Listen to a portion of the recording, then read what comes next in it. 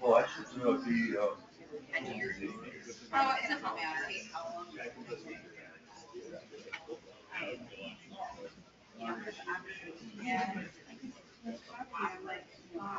Oh, me too. Well, I'm really bad. I can't do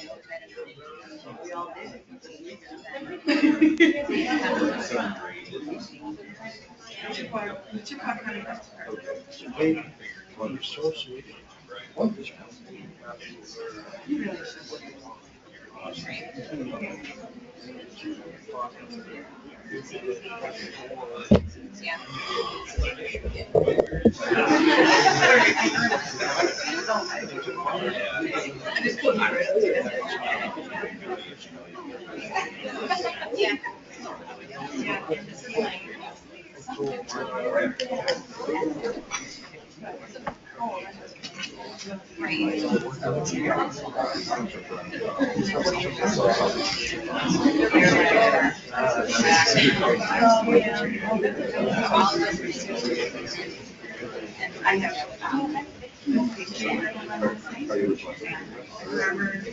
Sure.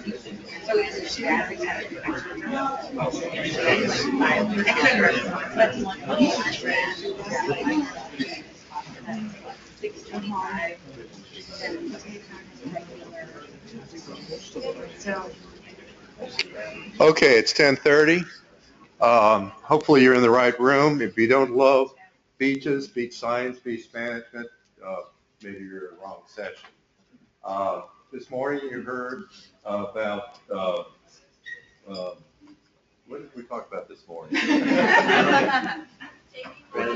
Yeah, safety and restoration is this second session.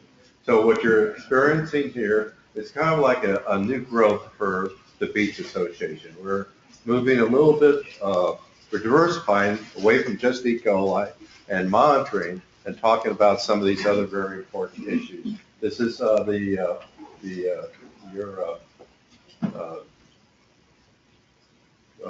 administrators, your direction people discuss this and want to expand it.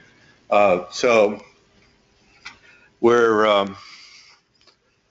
this session is really well populated already. We're only going to have 15 minutes per talk. There are so many people interested in doing restoration talks, so we're pretty proud of that. Our first speaker, by the way, I'm Richard Whitman, is going to be talking about Sherman Park Beach Restoration. Tonya Lewandowski, yeah, got it, and Christine Daley will be speaking. Good morning, everyone. I'm Tonya Lewandowski, and I'm a senior engineer with Environmental Consulting Technologies. I have the pleasure of working here in Traverse City, so welcome to those of you who are from out of town. I have with me today Christine Daley from the Chippewa County Health Department, and Christine is really the driving force behind this project. And I thought it was really important that we collaborated on the presentation so that everybody could understand not only what we did to fix the problem, but how we were able to get to the point where we had funding to address the problem. And as you've all learned this week, you've learned about the sanitary surveys and different types of monitoring that you can do. And that's all very important, that you set the stage so that you are able to get funding for the restoration component, which is really the end goal. Fixing the problem and improving our beaches and the health of our water. So I'm sure everyone in the room today is a beach lover. I am a #1 beach lover in the room, and that's why I do what I do. I focus almost exclusively on green infrastructure and stormwater management, and I do it because it's my passion. And so I'm grateful to be here and be a part of the conference here in Traverse City this week. Sherman Park Restoration. Whoa, buddy. How do I make this go? Oop. There we go. For those of you that are not from Michigan, I thought it was important to give you a little bit of a feel for where we are working. We are working up in Sault Ste. Marie, Michigan, which is, as the hands go, right at the northern end of the eastern end of the Upper Peninsula. There's also Sault Ste. Marie, Canada, which is a much larger populated area. Sherman Park Beach is an old beach.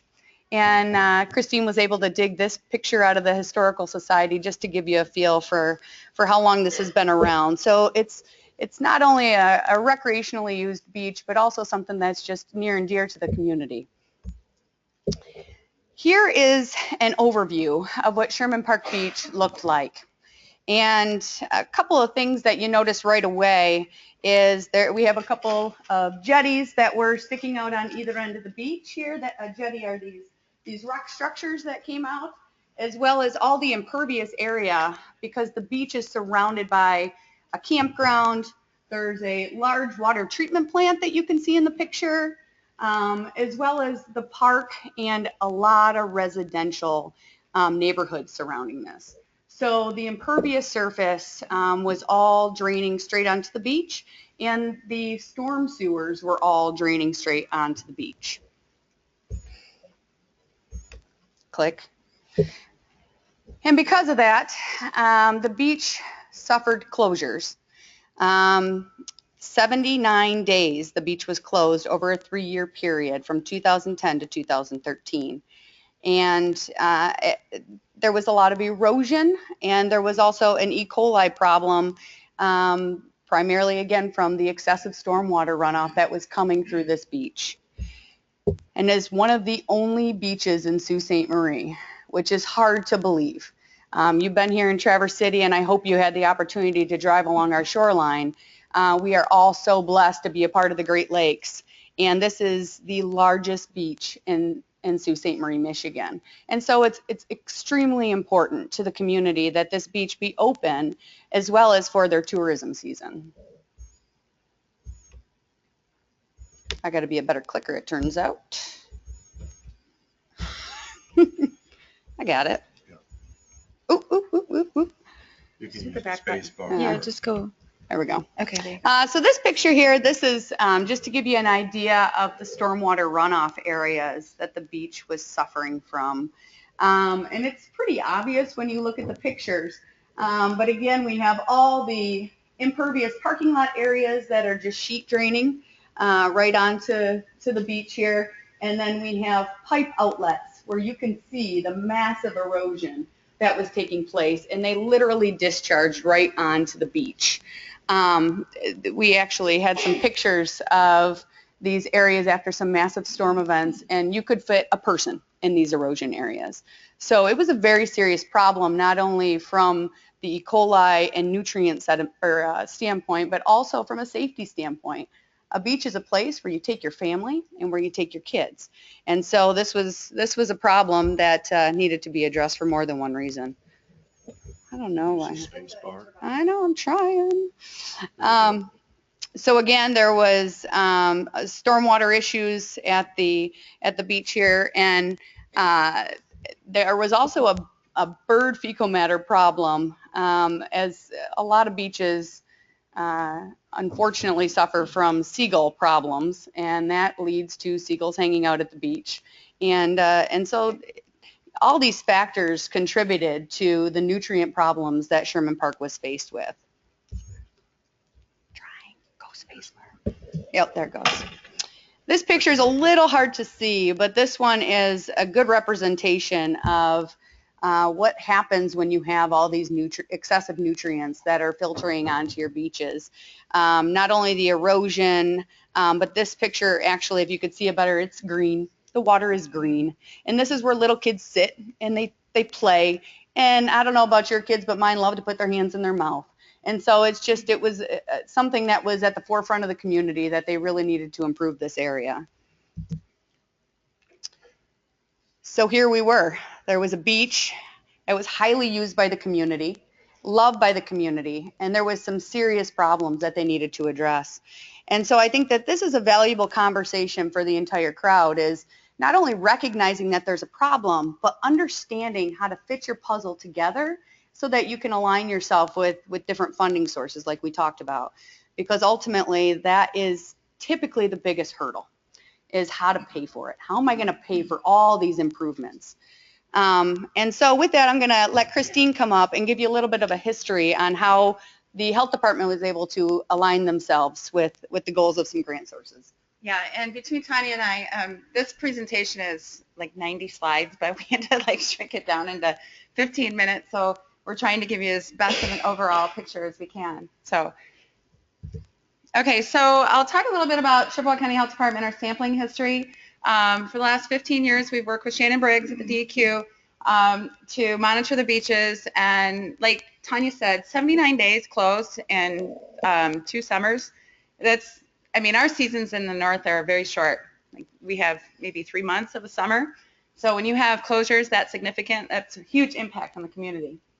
But prior to 2001, we basically, what we did was we sampled just intermittently whenever we could find the funding to do it. And then we had the grants come along through the DEQ. And we had limiting funding in the past. But then as additional funding came available through the JLRI, we started doing some sanitary survey projects, more E. coli testing. We did microbial source tracking. We had the dogs, the canine scent trackers come up and figure out where some of these problems were coming from. We did some dye testing and so on. So there's a lot of work done leading up to this particular restoration project. So with that, then we had really 5 minutes. That's just thanks. Okay. Then we applied for JLRI to go ahead and do the restoration at Sherman Park. We worked, we source tracked, we found the problem, and then we applied to try to fix the problem. So this is, I have to give recognition to our team because ECT has been absolutely wonderful to work with as our engineer design for the project. But the city of Sault Ste. Marie has never really, they've never encountered a project like this in the past. And when I dangled that little carrot of project funding at them and said, look, we want to fix your beach, they just couldn't believe it. You know, they couldn't believe that we were able to do that through the health department. So it was a group effort, and with Shannon's help with the DEQ and with the EPA, we made this happen. Okay, do you want to do design, or do you want me to? Sure. Okay. So once Shannon had the funding aligned, then it became, what are we going to do? We have the jetties, like we talked about, that we understood were impairing the beach for numerous reasons. They were disrupting the natural sediment flow, they were increasing the water temps, et cetera, et cetera. And then also, how are we going to handle the stormwater, which we understood was the biggest cause of nutrient issues. And so briefly and quickly, I understand we're going to run through what we came up with as the best management practices that we are going to implement at Sherman Park. First and foremost, green infrastructure was our emphasis. And so we wanted to intercept the stormwater before it made its way onto the beach. And it makes a lot of sense. And I think that one of my favorite parts of being involved with not only beach projects but green infrastructure is you just put it back the way nature intended. And so you basically put a curb cut in, or you divert the stormwater into a basin area, and you use native plantings and native soils, and you let the stormwater naturally infiltrate back into the ground. And nature cleans the stormwater. And that's the way it was intended to be. And so that was one of our focuses. This project, as we mentioned, you know, all projects take a lot of muscle power and a lot of manpower. And so we weren't able to do everything we wanted to do with the dollars allocated. And it's very important to get your volunteers lined up. These are actually Lake State students out in a very cold day in October, planting the species through the rain gardens. Yeah. So we have volunteers. Tons of volunteers. Another focus was to try to naturalize the beach. And so we looked at different design components that we could install, such as dune grasses and cord walks. Here's a picture of the sand that we hauled in just to supplement the beach. It had lost so much sand over the year from the jetties, and so it just needed to be replenished. It was cracked hard. It was not what it was intended to be. And then we came through and we built up the dune bluffs to protect the beach as well as the dune grass to help deter seagulls and stabilize the beach. And 26,000 sand dune grass plugs went in total. Volunteers. By volunteers. We saved money that way. And here's another picture after they're implemented. We also use cord walk, which again, it's a natural material. So instead of putting in a concrete sidewalk that is just more impervious surface that's going to shoot that stormwater down onto your beach, we use cord walk so that the stormwater can naturally drain through the creases between the wood, and also just allows for more ADA accessibility. Another important component was community outreach and public outreach through educational signage. And so we have a series of 4 signs throughout the beach to help people understand what they're looking at, because paying it forward is a big part of it all. And we're all here doing what we do because we love it, but it's important that we spread the good news so that people support it and that people in the future will be open to these sorts of restoration projects. And this is the end result. This is Sherman Park Beach today. It is a completely different place to be. And I think that the community feedback. We went from having very few bathers on the beach on even a weekend to, 3 o'clock after most people are out of work or whatever. You go there in the afternoon and it's just packed. So the economic end of it was big for this. Yeah, for the tourism. And so we're very pleased with how the beach turned out. And here's Christine, and that was our project sign. That was our contractor, Daryl, and he deserves some accolades too. He did a lot of volunteer in-kind time, actually. Ooh, we have a slow connection. Oop, there's us. Wow. Good timing. So in closing, I know we're out of time, but just this year, Sherman Park Beach, after implementation, it suffered very, very few closings, and the 2 that they did have was due to a mayfly hatch, which brought the seagulls. There are certain things that you just can't control, but regarding stormwater and E. coli, we had eliminated the threat to the beach and to the public. And so this is a huge success story for the Sioux, and we hope that has motivated everybody here. And thank you again for your time.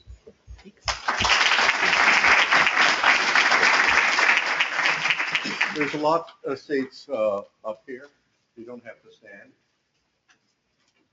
I might remind the speakers that the webinar microphone is over here, so just stay in this area or at least speak in that direction. The next talk is titled "A Coastal City with No Beach, Restoring an Abandoned Beach in Green Bay, Wisconsin," by Angela Kowalzek-Adrians from Natural Resource Planner, Bay Lake Regional Planning Commission. Angela? Yes. And you pronounced mine perfectly. Accident. All right. All right, I have a cold, so hopefully my voice is going to hold up, but I have something to drink here, so and I just had a cough drop, so we should be all right. Well, hello, everyone. I'm Angela Kowalzek-Adrians. I'm with Bay Lake Regional Planning Commission. We are located in Green Bay, Wisconsin, and I'm going to talk to you a little bit about this project that we are looking at the potential to restore a beach in a city like mentioned that it has no beach. It's a city that has a metro population of 304,000.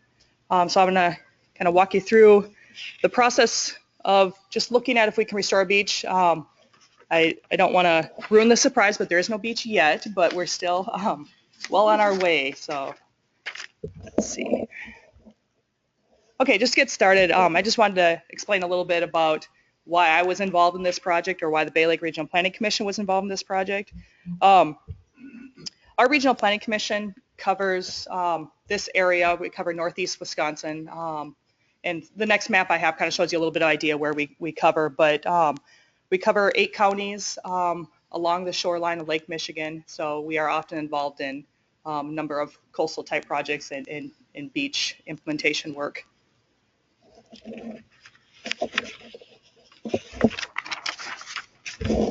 So this map here kind of gives you a little better idea. You see Wisconsin, and where our region covers. And Green Bay, Wisconsin is located right in the middle of our region. That's where our office is located as well.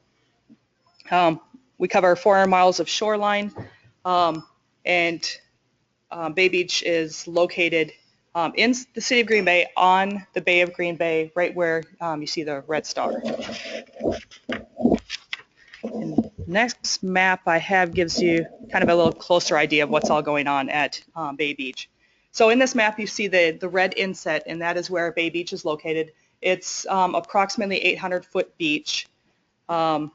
Right next to it, this is Renard Island. It's a confined disposal facility that has been closed and capped, and it's currently being explored for potentially some recreation potential, maybe some wildlife habitat restoration, but nothing has been decided yet, and they're still in talks with kind of how that will be used. But Bay Beach is located on an amusement park, which is, kind of this area right here. It's a pretty popular amusement park. It's a municipal park, and they have a number of rides, concessions, a roller coaster, and they have no admission charge, and parking's free. And rides are 25 cents a piece, or tickets are 25 cents a piece. No ride is more than 3 tickets. So it's a pretty popular park that brings people kind of all over the state and into the Upper Peninsula of Michigan, come here often during the summer. But yet at this park, which is right on the beach, and it's called Bay Beach Amusement Park, there is no beach there. And then the other kind of draw that brings a lot of people to this area is right over here is a very large wildlife sanctuary. It's a 700-acre municipal urban wildlife refuge. It's the second largest wildlife rehabilitation program in Wisconsin. And they have a nature education center, observation buildings, trails, all the typical things of a wildlife sanctuary, and that's pretty popular as well. So there's a lot of people that are coming to this area during the summer.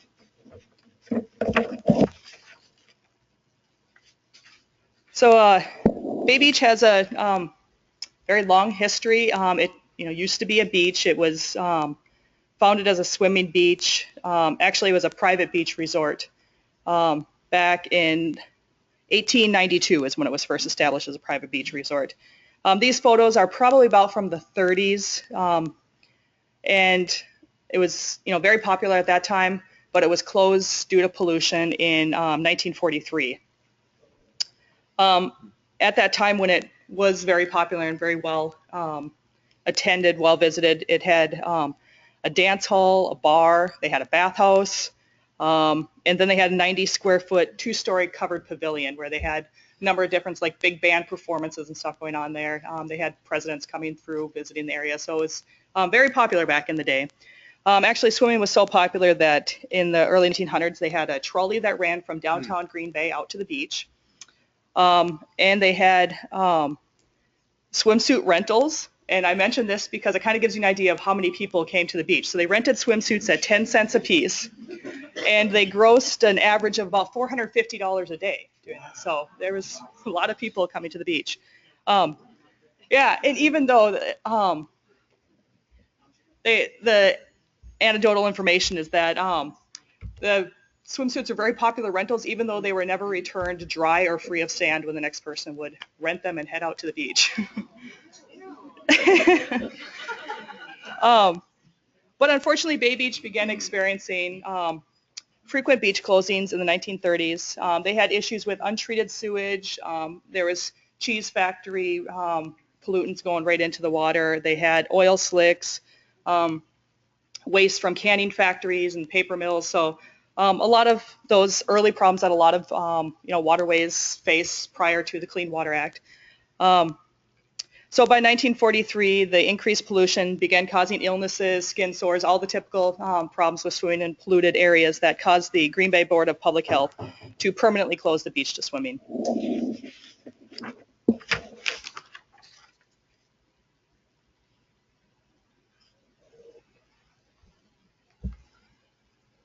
I'm reluctant to hit it too many times because all of a sudden I'm going to skip forward a bunch, isn't it? You want to do Okay. So I'll just keep going on, not to get us behind here at all, but that? So we began exploring if we could restore. You need to go back. Yeah. It went If it'll forward go- really good. I know it's a little delayed here. All right, we're gonna go like this. Are we here? We Here, are here. right here. Yep. Okay, we'll try that. All right, thanks.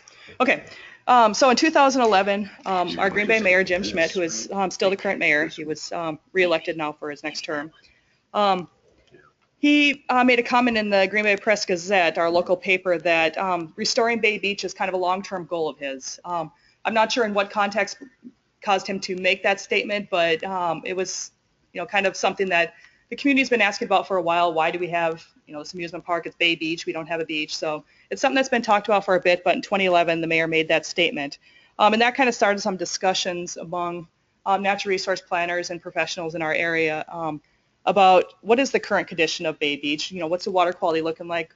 What is the potential to restore this beach?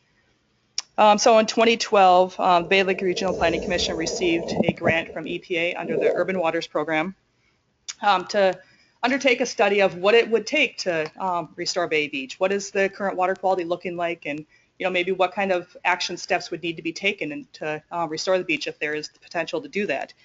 And we worked with a number of partners over 3 years to evaluate that restoration potential. I have a number of the partners listed there. And the study looked at water quality monitoring to identify public health pollution concerns, and develop a plan that outlines what additional work would be necessary, what additional studies, testing, modeling would be needed. So just to lay out that action plan of what would need to be done if the city decides to pursue restoring Bay Beach. And we modeled this work after a study that we did at a number of other beaches along Northeast Wisconsin under some GLRI funding. 21 other beaches we did work looking at the water quality with several partners, developing restoration action plans. This map shows where those are all located. The beach improvement plans were developed for each of the beaches highlighted with a bold box around them. And then 3 of the beaches we were actually able to work with some partners, UW Oshkosh in particular, to get funding for those communities to implement those restoration plans. And those are highlighted in the pink boxes. So Bay Beach is unique in that we're not looking at a beach that is, having closure issues and looking to just make some improvements. But we thought, even though it's, hasn't been a beach in a long time, this same principle of looking at the water quality and the developing a restoration action plan would work there. So that was what we pursued. Okay. Yep, that worked. Okay, so the elements of this plan included some water and sand samples collected around Bay Beach from 2012 to 2014 to identify bacteria contamination levels. We gathered data from DNR, Army Corps of Engineers, on kind of PCB levels at the beach, because that was another concern of people who in the area who did not want to swim there or would even be asked about swimming there, would be concerned about PCB levels. And then we developed some recommendations for some non-engineered solutions and best management practices for the beach. And then a beach redesign concept plan was designed along with cost estimate and some restoration recommendations. So to give them the city an idea of a ballpark price tag of what this would cost to do.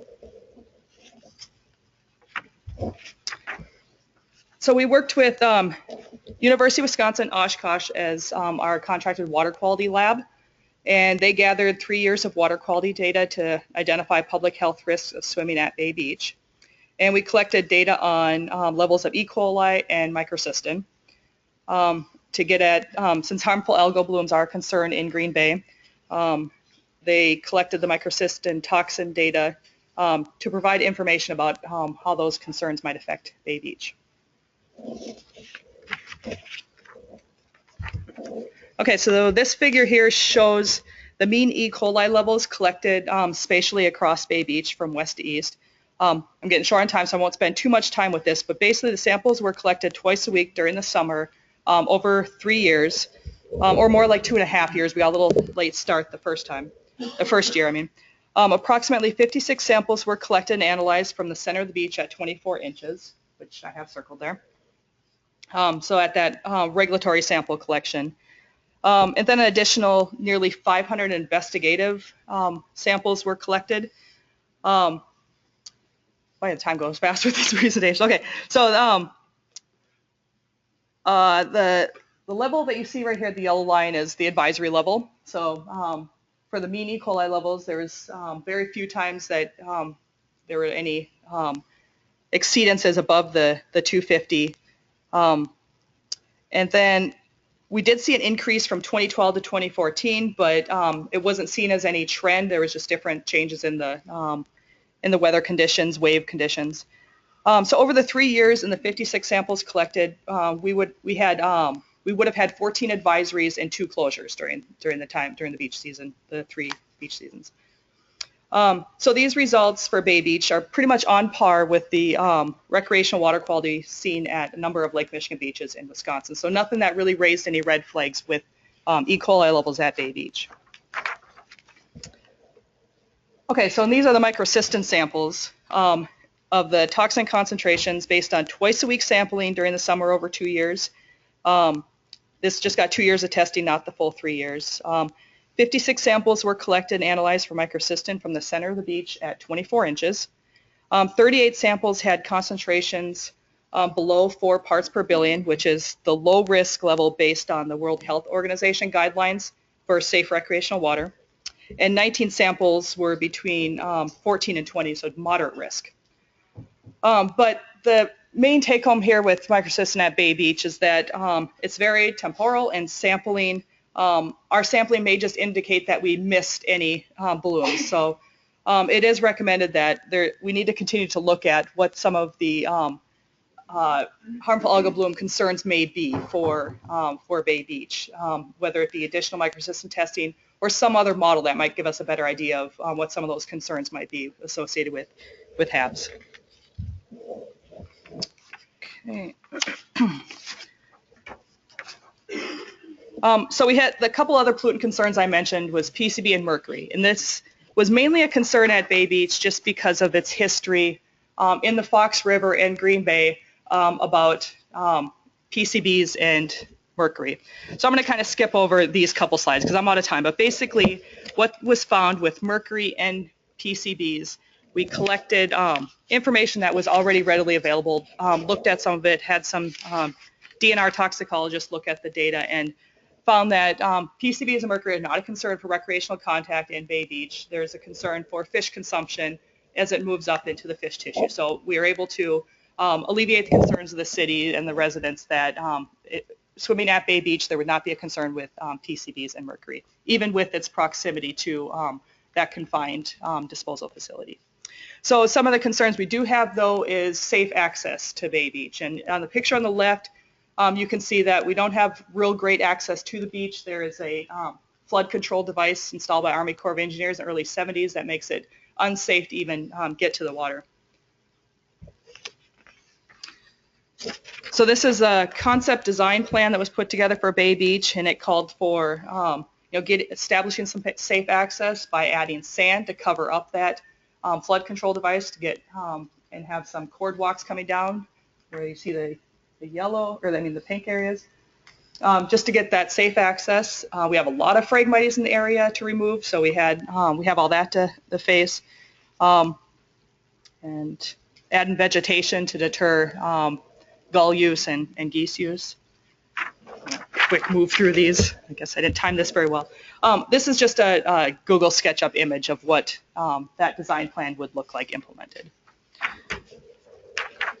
So after this plan came out, it gathered a lot of interest among the media and the public. The Green Bay Chamber of Commerce has a leadership professionals group that takes on kind of a community service project, and they chose their project to let the public know that, hey, we used to have a beach and that there is potential to restore that beach, and they wanted to get the publicize kind of the study that we put together, and they got the mayor there, and the mayor made this announcement that he wants to start restoring Bay Beach within 3 years. And then from there, everything just kind of snowballed once he said that to the media, and he talked with the Green Bay Packers Stadium Board, and they have committed $120,000 to further engineering and study of restoring Bay Beach. Moving along here quickly. Okay, so we Also, under another GLRI funding pot, we received some funding to remove Phragmites all along this Green Bay area of concern. So that's some work that we're going to be taking on, but Bay Beach is within that area. And as a demonstration project, just a couple weeks ago, we were able to get into Bay Beach and spray for Phragmites, and there's some pictures there of them tackling the Phragmites at Bay Beach. There'll be some we'll mow it this winter, and then there'll be some follow-up treatments in the summer to get the Phragmites out of there. So some moving forward towards restoring that beach. So some of the next steps that we're looking at is some follow-up treatments on Phragmites. It's pretty dense in there. We'll probably need some follow-up treatments in the summer for that. We have, we're recommending continued water quality of monitoring of E. coli and microcystin or some other type of HAB indicator. Modeling of hydrodynamics, beach stability, and water quality monitoring studies we need to take a look at. We want to address some fish and wildlife habitat concerns that could arise with restoring a public beach. We have permitting to work through, so we have to work with our local Department of Natural Resources, work on getting some permitting taken care of. And then finalizing engineering for the beach, as well as some bathhouse, the pier, parking lot, some amenities like that. Then, of course, we need to secure funding for implementation. So maybe we could increase those swimsuit rental fees, make some money that way. Yep, that's it then. The final, I'm sorry I rushed through that so quickly. I guess that 15 minutes ago is very quick, but the full study that was put together for this report is available on our website right there. Thank you.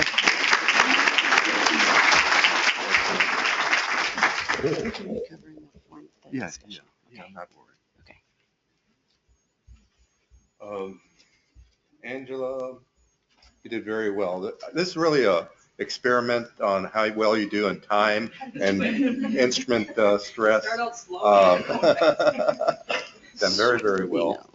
Better than I did so far. Our next subject, presenter in the experiment, is Pamela Struffolino. Thank you. Pam, sorry.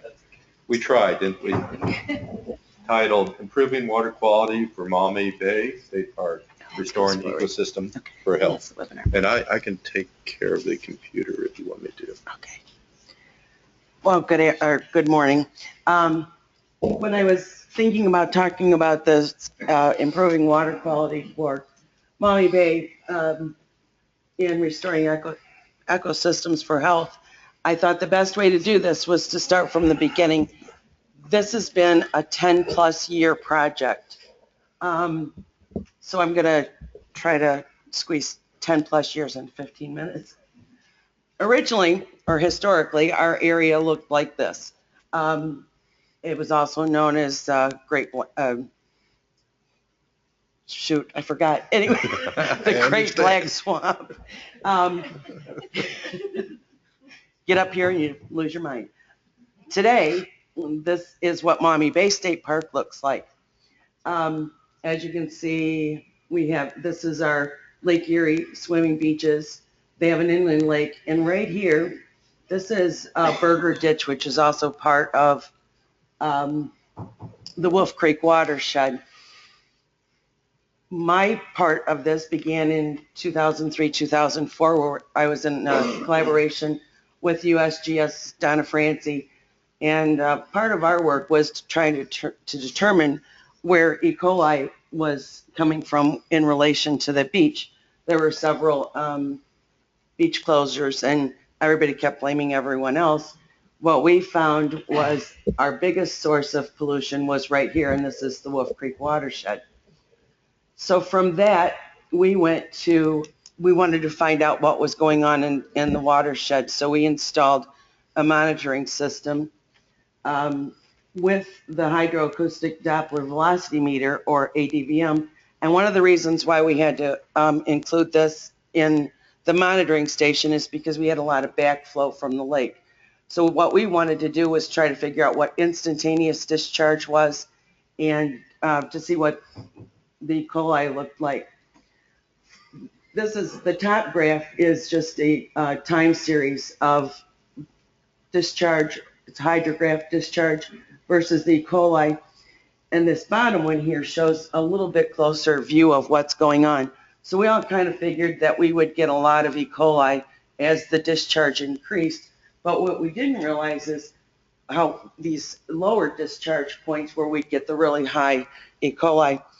So what we wanted to do was we wanted to mitigate this problem and restore some habitat. And our way of doing that was to develop a wetland system. And I say system because it is a two-part system.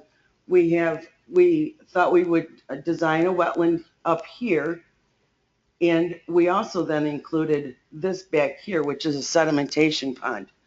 But because of what it was historically, the sediments there were silts and clay, so they were very fine. So that was, not only do we have E. coli pollution, but we also had sediment pollution.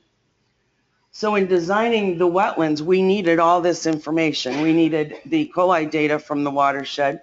We needed discharge from the watershed.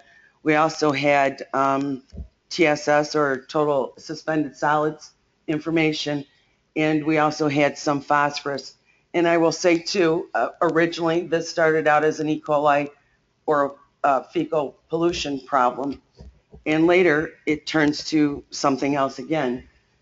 So what we wanted to do, we wanted to try to figure out what kind of a wetland system that we wanted. So we looked at a surface flow wetland, a free water system where you have a lot of the plants that do a lot of the settling of the suspended sediments, which that also, bacteria and the phosphorus tend to be attached to the sediments.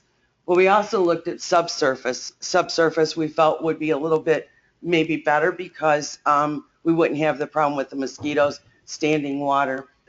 What we decided to do in the end was to incorporate both. So our wetland system has a subsurface component and also the free flow component. What we have is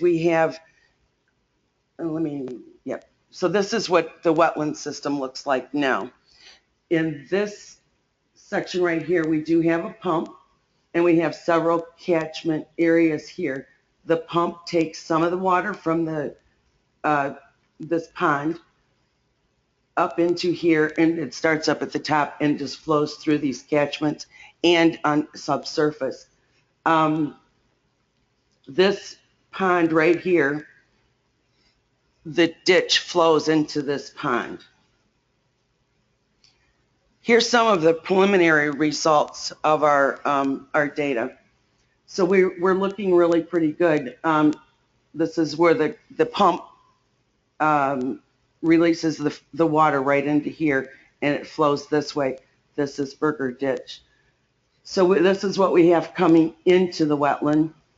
This is what we have coming out. Now, one of the things I wanted to explain about this is one of the reasons why that's a little higher at the end is that when this ditch reaches a certain level, it's even with this. So that's why you may see a little, where it may look like it's not removing a lot, but it actually does if you look at these. So this is our first catchment, second and third.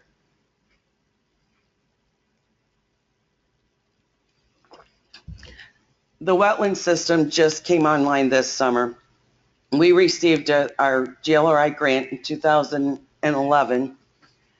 I won't go into all the problems, but amongst some of those problems was the government shutdown. We had to wait for migration season. We couldn't construct anything, couldn't build anything during migration season.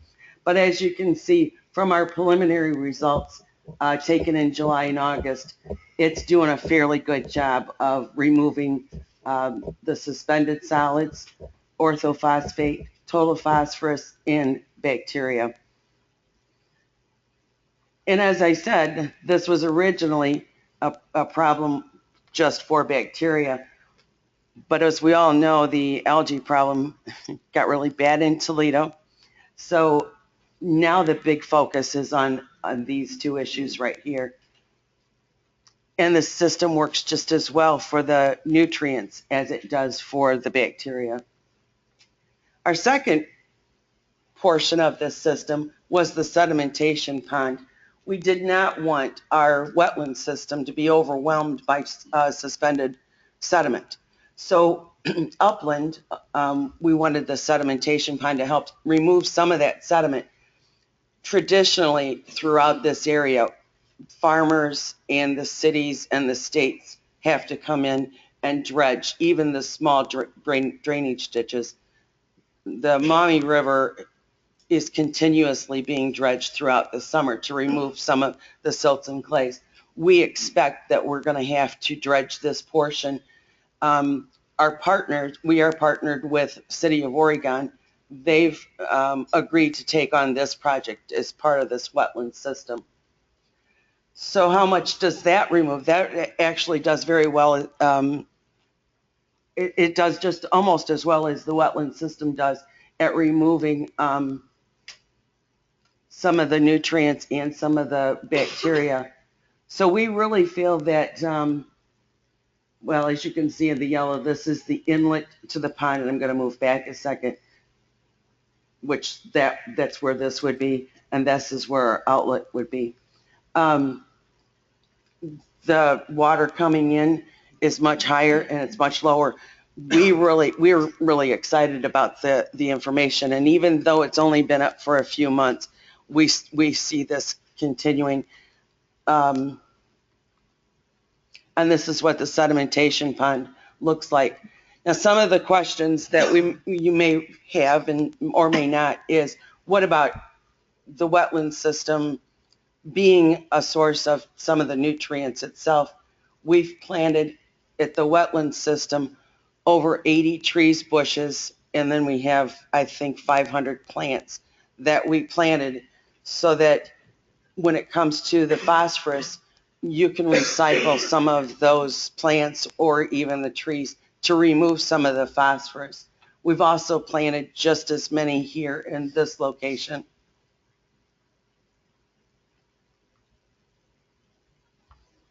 And that's pretty much it. This is what we're hoping that it looks like after summer.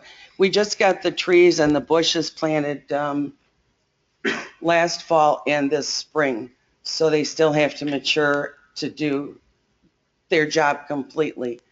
But we're already seeing a reduction. We have not been able to measure what it's done to the beach yet, because one of the issues that we had was our monitoring station had to be moved because it was directly across from where the opening to the pond was at the wetland, so we had to move it upstream a little bit. The beach that we do a nowcast for the beach, so we have a predictive model and have had for the last 10 years, and we use that discharge from the gauge station in our model, and I didn't have that this year, and so we're still working on all that stuff. I see it going another 10 years, hopefully for someone else. So. Thank you, Pam. Mm-hmm.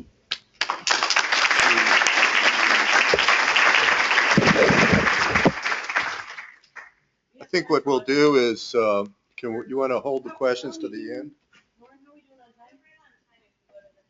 Okay. Yep. We'll do that. wait till the end, right? Yep. Okay.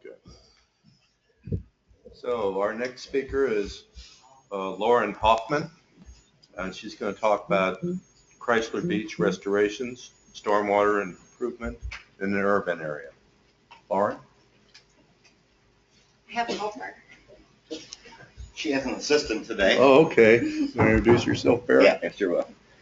My name is Barry Kreiner. I'm the Director of Public Services for the City of Marysville, and Chrysler Beach is a area that's used by our community, and we had a large portion in this, and along with Lauren and ECC staff, we were able to take a polluted beach and bring it back to a small destination point. So I'm Lauren Hoffman. I'm a designer at ECT. We're going to give you the speed racer version. We're going to give you all the important information and probably a little bit of green infrastructure porn. Go ahead. Barry's going to give you a basic background of where Marysville is, what they're like, and what we were dealing with when we started this project. City of Marysville is, well, as you can see on the Lake Huron side, we're about give or take 2.5 miles from the outfall of Lake Huron. We are one of the only municipalities that has a beach actually on the St. Clair River. And so, I mean, we do draw a lot of people, and it's a small little area. And how it became Chrysler Beach is initially the Chrysler Foundation, that was where they tested all their marine motors, and then we were able to purchase the property for $1 a long time ago, and we turned it into a beach. So, Lauren? So it's a common story. We have beach closures. We have one of the only public beaches on the St. Clair River, and it's closed a lot. There were substantial water quality monitoring done, a lot of efforts done that happened before we were even brought onto this project. And most of the E. coli was coming from geese. Most of the E. coli was coming from, they do not have a combined sewer in Marysville. They have a separate sewer, but those storm sewer overflows were impacting the water quality. So the goals of our project coming into this were to minimize beach closures. We wanted to remove that BOI, the beach closure BUI for the AOC, the St. Clair River AOC, and we really wanted to eliminate geese on the property. The city had many more goals, and we'll talk about those in a minute. It's about the amenities for us. So you do get water quality, and you do make it a lot safer for everybody to swim and less beach closures, but we also wanted some amenities there to attract more people down to our area. So this is a little bit of the history of the project. We actually had a water treatment drying pools. Is that what they were? Well, what those were where we sent the grit from a sewer plant, which is across the street. We'd send the grit over, and then that was part of the sanitary sewer. At one time, even before there were grit chambers there, before we pumped it out, collected it and then took it off site, we had drying beds. So this area that we're trying to improve actually was a sewer treatment plant at one time. So historically, there was just no access. There's no access for the community to reach the river in this location. It was not an amenity for the community. So before we came on board, there was a planning firm that did some plans for the city, giving them all the amenities that the city wanted, all the beautiful things. They had a pavilion for performances. They had this beautiful picnic area. They had a playground. It didn't help the city because the city could not afford to implement any of it. So this sat on their wall, and they looked at it and looked at it and looked at it, and weren't able to move forward with the project. So this gives a little bit about the existence of the site when we came on board. You can see the water treatment facility was removed, and the entire site was paved. So this was just a really big parking lot. This is the beach parking lot. There was a little gazebo on there. It was a really underutilized site. I'm going to talk about the southern portion of the site first and talk about what's going on. A lot of beach. The transition from beach to grass was really abrupt. And the reason that's important is because of geese. Geese really like to land in water, waddle up to newly mowed lawn, preferably fertilized, eat it, and then waddle back to the water. Okay. And that's what we had right across the street. We have a condo association that's in a U shape, and they had really nice grass. They also had a number of elderly people that went out and fed them. So, I mean, they really did encourage the beach, the geese to come there, and they had, lack of better terms. So the goal, we got rid of all the elderly people. No, There's about 40% of the population of Marysville is elderly. So, no, we didn't get rid of it. So this is our goose. This goose decided to land and waddle. That goose became more geese, and all of a sudden we've got problems, right? These geese release things. These things that the geese release have E. coli in them. This is our drainage on the site. So all the water across the board is draining directly to the river. We all know this story. So this is what the city really wanted. The city wanted the geese removed. They wanted access. There was no way, I'm going to go back just for a second.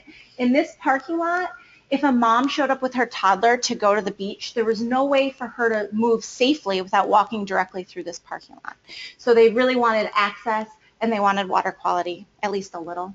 And if you use the two parking lots, we have about a 1 mile long river walk that we have, and it does get heavily used. So we needed to allow to give them a spot to cross that, go from one parking lot, cross another parking lot, and then actually head on down to our riverfront and walk the whole thing. So this was our plan for this portion of the project. The key things are rain gardens on either side of this parking lot, crosswalks, these sidewalks are actually elevated above grade, so they also serve as a speed bump over here. And then in the light green, those are actually tall grasses that are meant to form goose-resistant plantings. So the geese don't like to waddle where they can't see. They don't like grass tickling their tummies. They like it mowed. And so we're going to hide the potential predators behind those grasses and keep them off the lawn, or at least not able to walk between those two areas. This is how the drainage changed. So in the parking lot, we regraded it, so all the drainage goes directly to the rain gardens. It eliminates the erosion issues we were having here coming off the parking lot.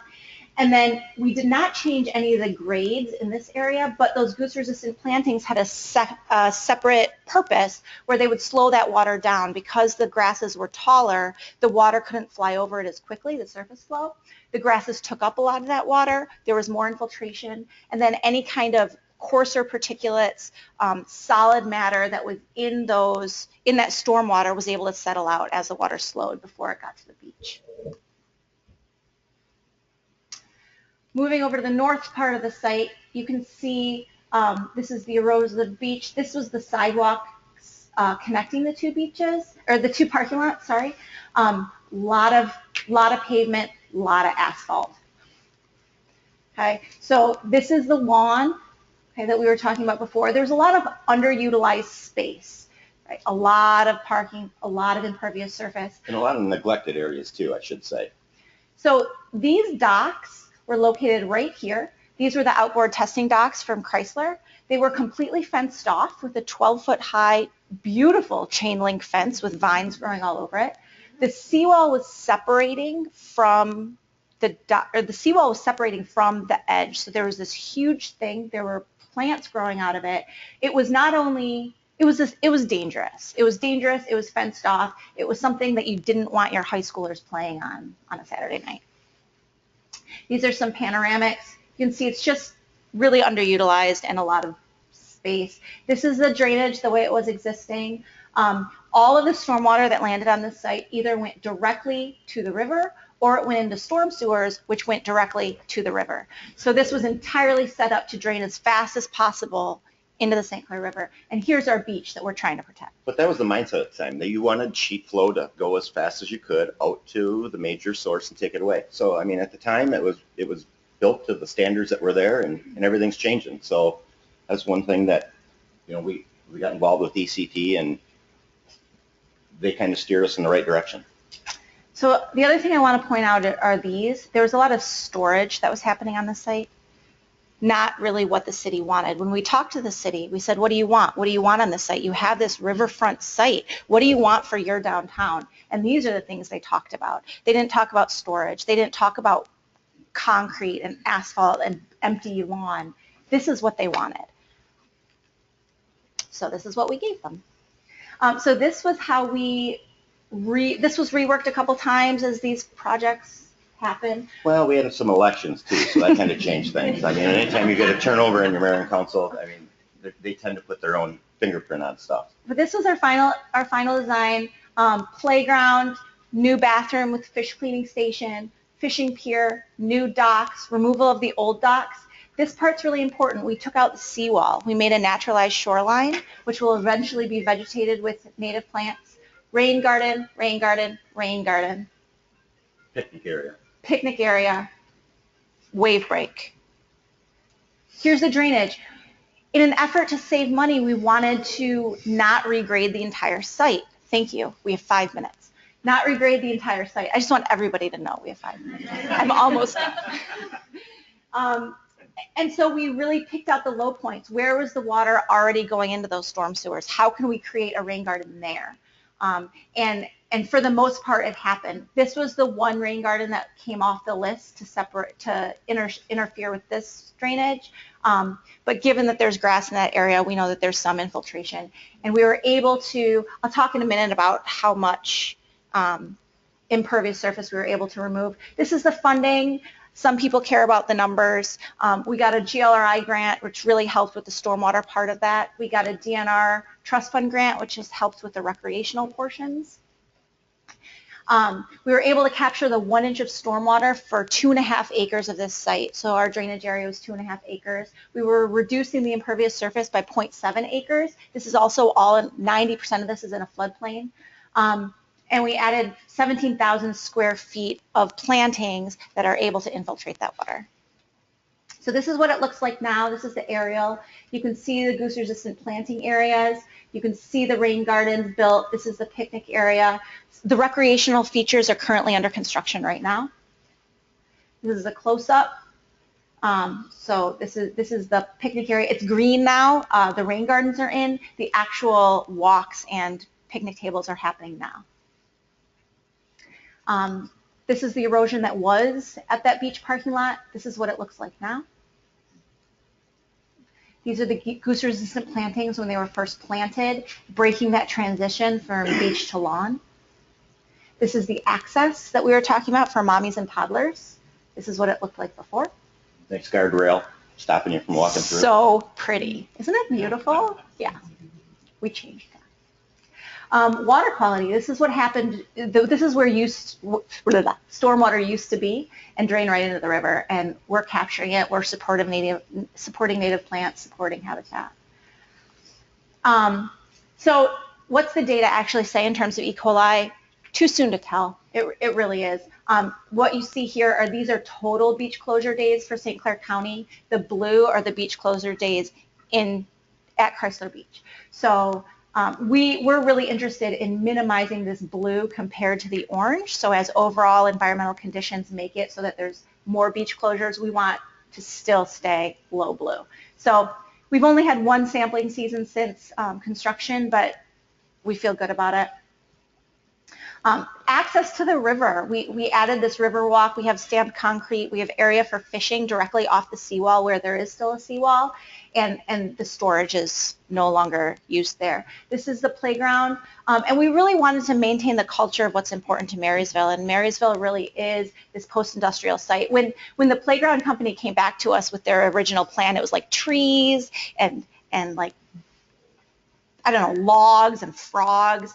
I'm just like, we're not going to trick anyone. We're not going to say, oh, now you're in the woods. No, we wanted to really highlight and emphasize, the post-industrial nature of the site. And so we have this freighter-themed play structure. There's also one over here that's also a boat for the 2 to 5-year-olds.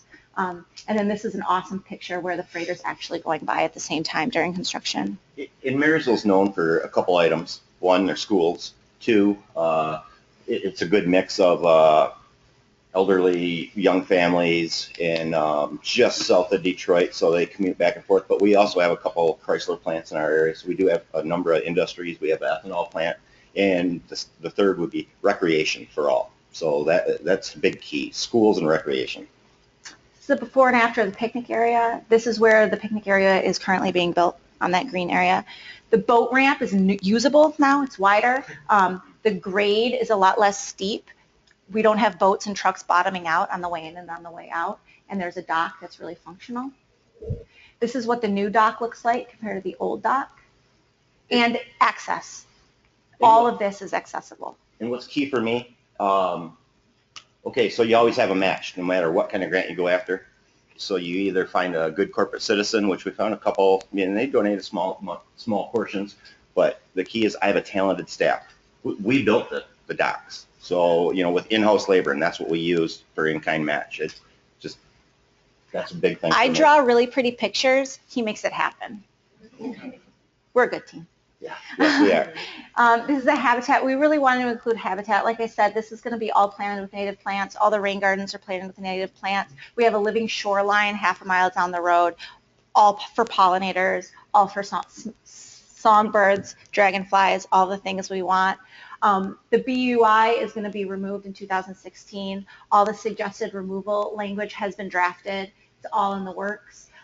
This project was just one part of it. There was many projects that happened in and around Marysville to help remove this BUI. So that's it. A huge team came together to make a project like this happen. And we were a small part of it, but we're really proud of it. It's really beautiful, and that recreation part is under construction now. maybe one key thing that I'd like to say on this to end it is maintenance. So just don't build it. How are you going to maintain it?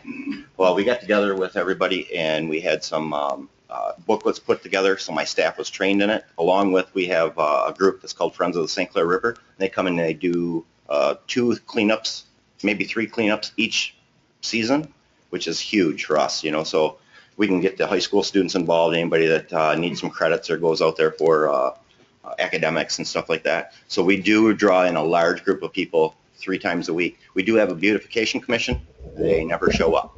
So it's not in their wheelhouse. So yeah. It's really great to see people just out there using it. Every site, every time I've gone out for construction observation, every time I've gone out for a meeting, I go to the site and there are kids there, there are parents there. It's active and bustling, which never was the case when we went out to look when we first started talking about this project. So we're excited. Thanks. Thank you. Good job.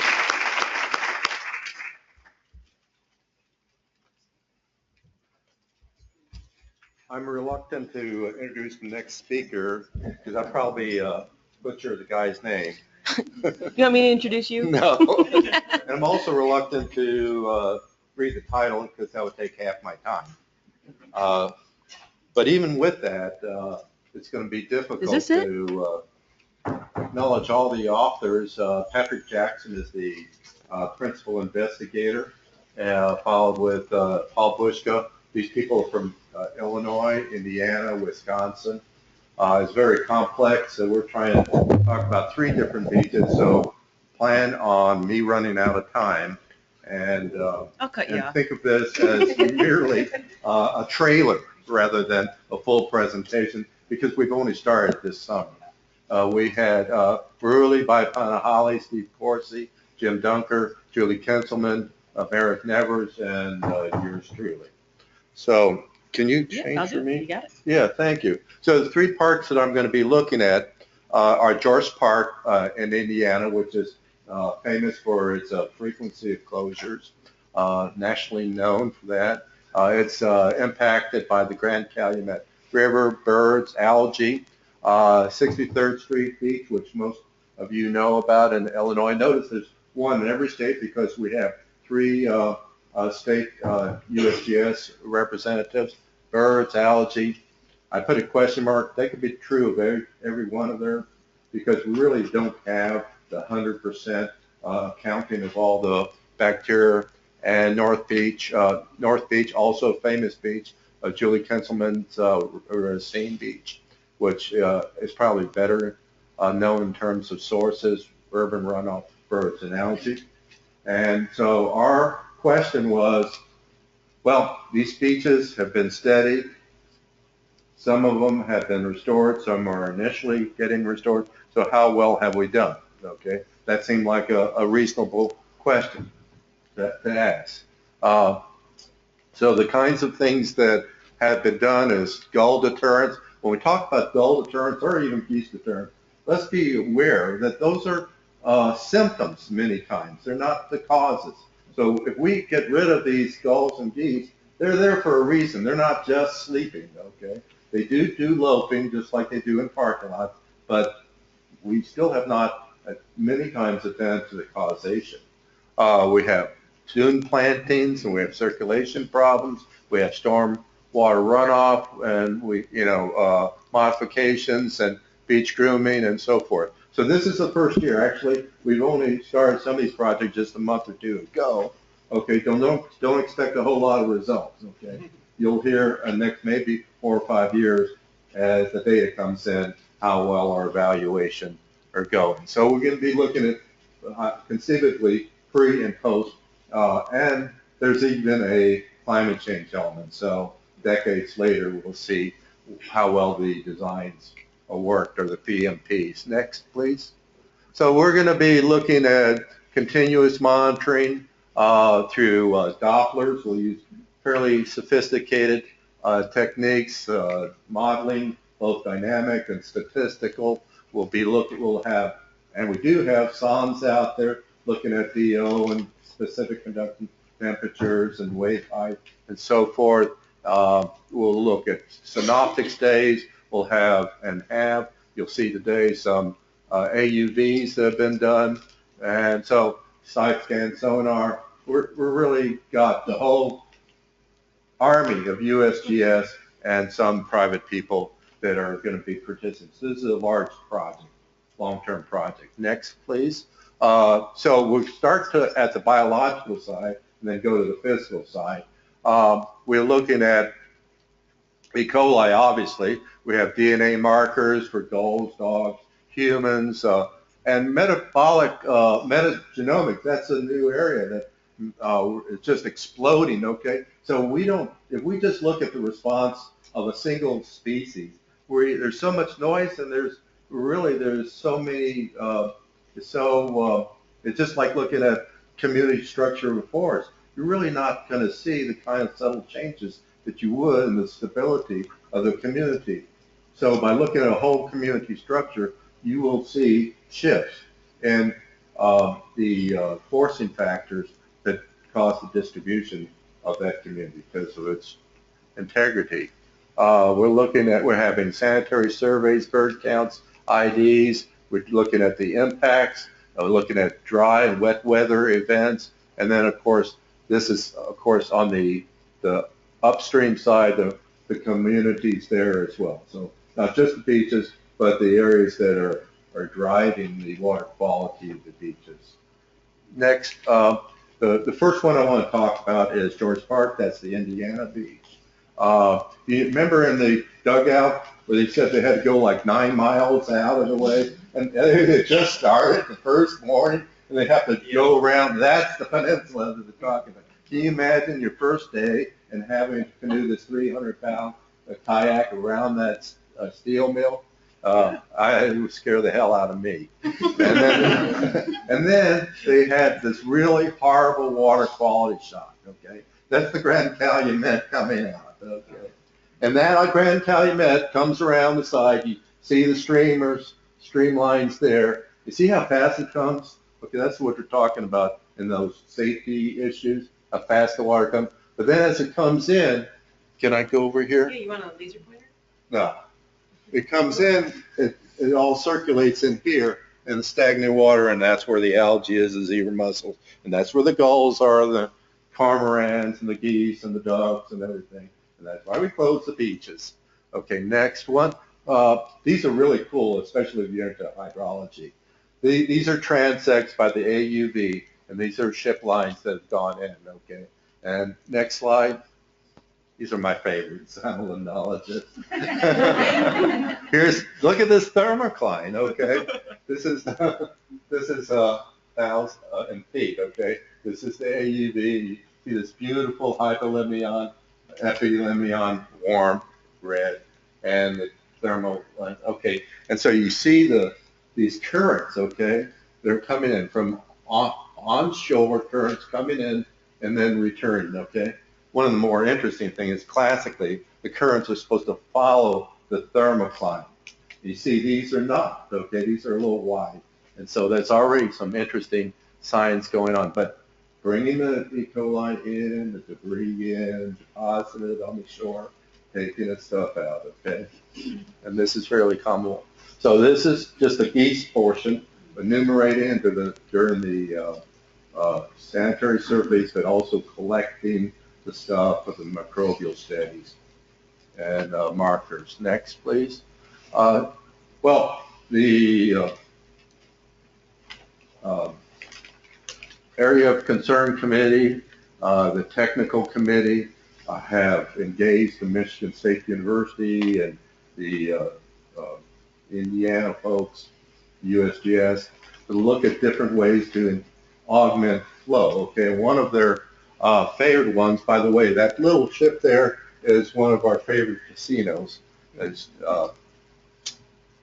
that's the whole reason that was built. But in building that, okay, they created this trap for debris. So one of the ideas is to cut that out and facilitate flow so we don't have that kind of debris accumulation. Maybe, maybe not. Next beach is 63rd Street Beach. That beach is probably among the best studies in the United States, going back 20 years. They've done a lot of planting. They've done an awful lot. The pavilion has been redone. They've opened up the casino pier, they call it, to augment flow, and we modeled previously, we're modeling it again. We have ADCPs out there. Very, very interesting pier. But again, the same problem is in any embayed beach is you have accumulation of material. Next slide. You can see some of this material, how they also groom the beach, which helps, but it still accumulates along the swash zone. Next is, these are graphs that we did from a limnology oceanography. You see the streamlines come in, and it's very, very shallow. A lot of sand, and a lot of accumulation of debris, cladocra, urban runoff stuff, longshore currents, and so forth. Next slide. This is that same AUV. You can see how the currents are fast, and as you approach them, they slow down in blue, and then you can see, if you integrate that, you see that spiral of currents and so forth. You really don't need these $120,000 instruments. Yes, you do, but they're cool toys. But you can just look at the shoreline, okay? See the margins, see the drip lines and the bars, and it sort of tells you what's going on. Next slide is I call it Julie Fesselman's Beach, okay? We're seeing North Beach, and they've done an enormous amount of restoration. She's famous for all the restoration, stormwater restoration, wetlands restoration, grooming restoration, berm creations. It's amazing, and it's been quite effective. Next slide is showing the wetlands that she was involved in designing. I'm not going to show them all, the grooming and how she doesn't smooth it, she leaves it open, so it enhances desiccation and exposure to insulation. Next slide is more of a challenge for her. This is our cladocra problem. Getting that out of there is a much more difficult thing. It's not something you can groom out very easily. So Steve Corsi, this is actually a collection. This is all my slides. I asked all 10 investigators. Steve Corsi gave me this set of 3 or 4 slides. So if we're going to evaluate the efficacy of a restoration, we first have to look at factors that may influence that restoration, and whether it's what is working and what is the pre and post changes on those physical, chemical, biological conditions. And you have, these are just elements of independent factors that might be affecting your water quality. So measure those first, okay? Hopefully you've gotten some good ones from your experience or other people's experience. Then, next slide, you look at it, you look at your residuals, and you see, okay, has my E. coli decreased if that's your dependent variable? And most importantly, what are the factors that have changed? Okay, if your factors have changed and you can't relate that to your best management practices, then you have a problem. And that's my component is that I'm doing climate change. So the climate change is driving the change, the decrease. Then you've got a problem. You don't know what the causation is. You have to go then to dynamic modeling to find out the physical reasons for the changes. Okay, so this is part, okay. I had this going away party last February. We all got together the next day, my very last day of work. I said, hey, you all are here, all my colleagues from USGS, let's put something together. And we did. We got together, we put together, and this is part of the larger project called the Chicago Crescent Initiative. And we have the Chicago Crescent that's from Milwaukee to Michigan City, only 160 miles, okay? but we got $12.4 million. Those people, I don't know if anybody's here funding Beach Act, but people per square mile, we're going to put it up against Michigan this year. And so it's a lot of people, it's a lot of impacts, and we're not interested just in recreation, but drinking, economy, and so forth. So next slide. No way. There it is. That's the view of our study area. And I know there's no questions since I covered it. But thank you very much.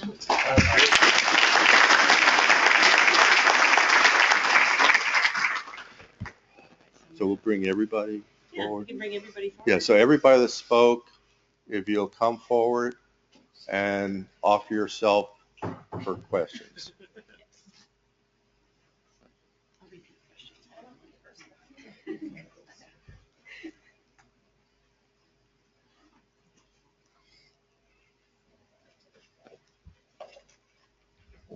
Okay. I think you should see what they get. Those goose. For Pam, Sure. the question is about like the sources of the pollution for that watershed. Have you guys looked into that further, or did you? I mean, what made you decide that you wanted to make the answer of it, I guess, at the end, kind of making this wetlands instead of like looking at the sources? We did look at some of the sources. A lot of the area around there is agricultural. It covers a couple of different counties, a couple of small lakes, or townships or cities. We went up the ditch. That was a 2-year project. There was biosolids that was applied to farm fields. There were septic tanks. We could never really pinpoint any one location. So we felt that since we couldn't pinpoint an exact location, that was the reason why we went with the wetlands and the sedimentation pond. Thank you. My question is also for Pam about the same kind of topic. What kind of retention time and flow rates were you seeing in the retention ponds?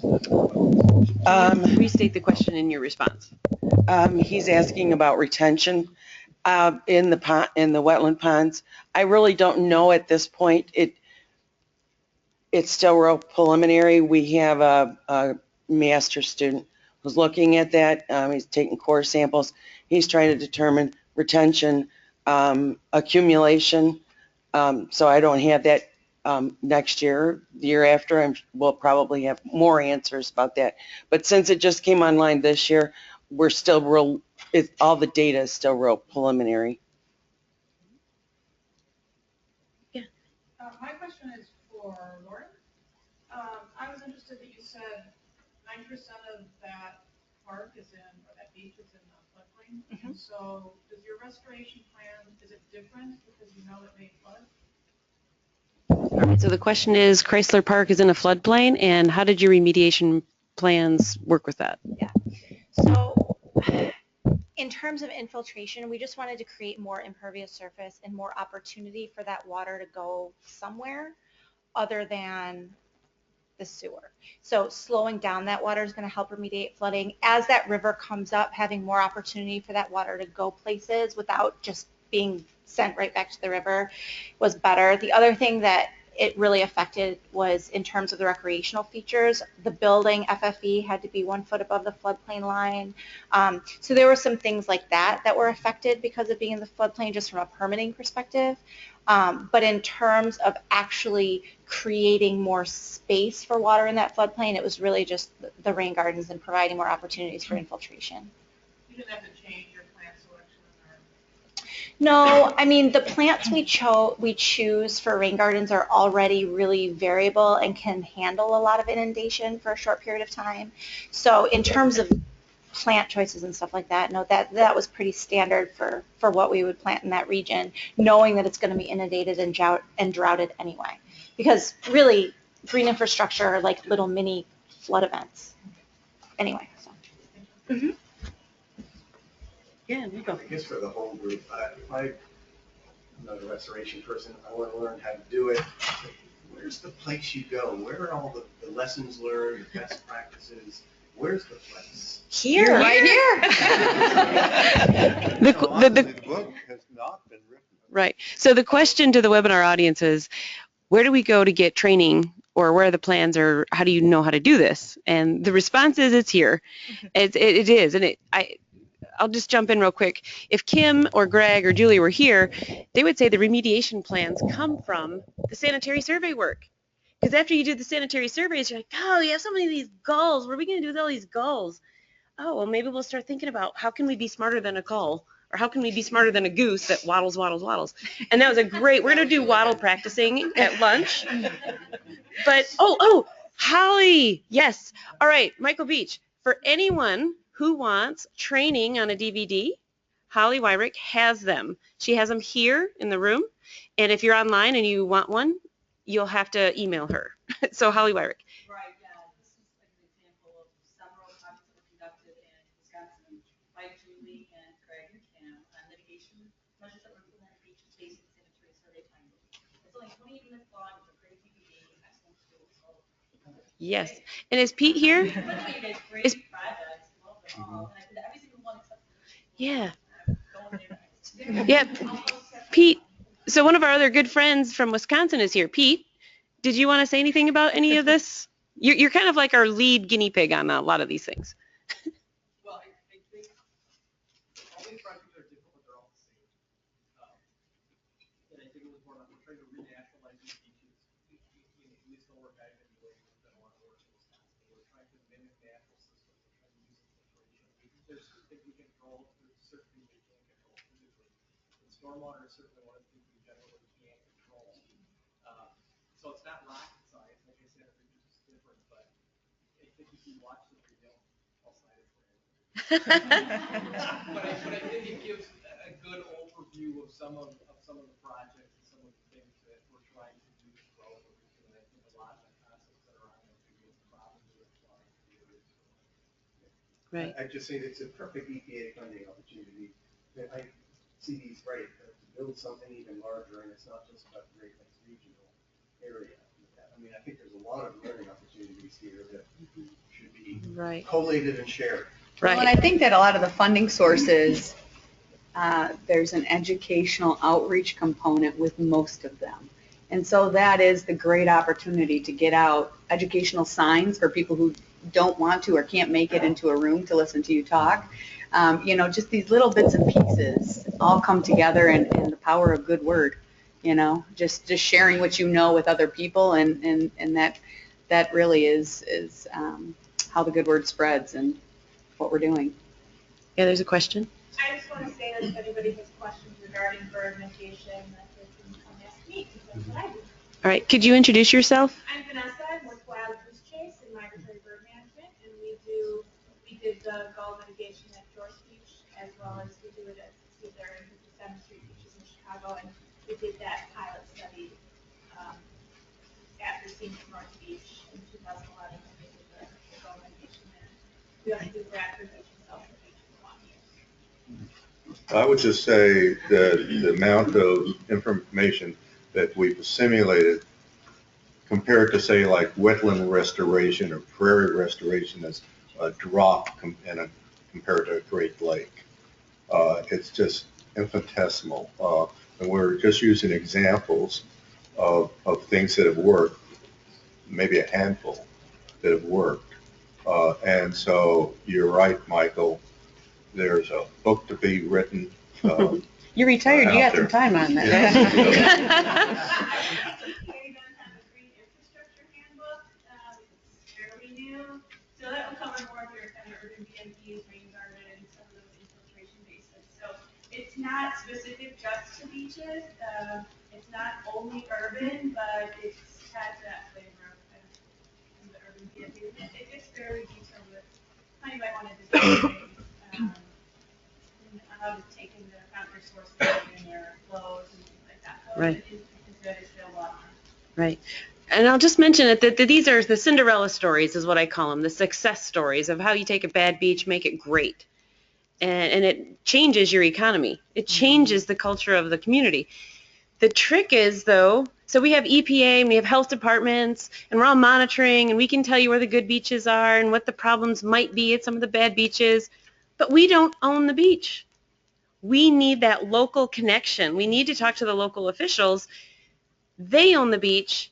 You know, if you show up with grant money and they're like, well, we're really not interested, then you're stuck. You have no authority. So here's where we all in this room need to go and engage with the locals, the people that own the village, the city, the county, who owns those public beaches, and reach out to them, because we're very good about talking with each other. We've nailed that down. But now we need to go grab 5 more new people. So the goal of the conference was to make 5 new contacts. You can do that at home. So go home, find who owns the beach, and tell them what's going on. Give them a DVD. Show them that they could be reelected if we start, cleaning up a beach. And I'm saying that because it helps, because a lot of these people, they want their job, and one of the ways they keep their job is they need to be reelected.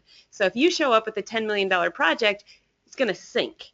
But if you show up with some ideas, you might be able to get some traction. Does that make sense? Yes. I was just going to add one more thing, is the mistakes are usually very helpful. Nobody wants to talk about them, but the bad restorations can be as big a learning lesson. So here's what works. Here's what really was a disaster and wasted a community's money, and so now the communities want to do it. Right. So the positive success stories are in the presentations and posters. The bad stories are discussed over beer at night. Yeah. Don't forget to really think about who's involved in your community. And Angela's great at regional planning and getting those people together. The roads people are really important. If you're not dealing with the people who are maintaining your streets and your sewer infrastructure, you're missing a big sector. And you might be designing something, and they may be diverting more stormwater your way. They may be cleaning up ditches and doing things that you don't even know are going on that influence the flow into your beach. So think outside the box and engage anybody who might have even a tangential affiliation, because weird things happen. And public infrastructure along the way, they have to have discharge points. There's a reason our stormwater goes to coastal places. And, right. Yep. And that's right. We're going to get ready to end and go to lunch, but I'll echo that. That's across the nation. Like Greg said during our Beach 101 and Sanitary Survey 101 or whatever it was on Wednesday, he said, here's the common thing. You have a community has stormwater. Where are they going to put it? You got to put it where they own lakefront, and that's the beach. So our beaches across the nation have stormwater outfalls. That's the way it is. So we need to be coming alongside of that and making some changes. So with that, thank you very much. This is one of my favorite sessions. Thank you for speaking on this. Thank you, Richard. So we are dismissed, but please come back at 1:30. So go enjoy your lunch and come back at 1:30. Shannon, thanks for everything. Yay! I have to go throw some Halloween parties for my kids. I heard. I changed out of my cowgirl costume before I came. Oh, you should come in. I was actually going to. Like, that would be a great icebreaker. Like, what, you guys didn't get the memo? This was a dress-up party. Right, because it's Halloween. It is. Oh, we did have a meet and greet once where we dressed up.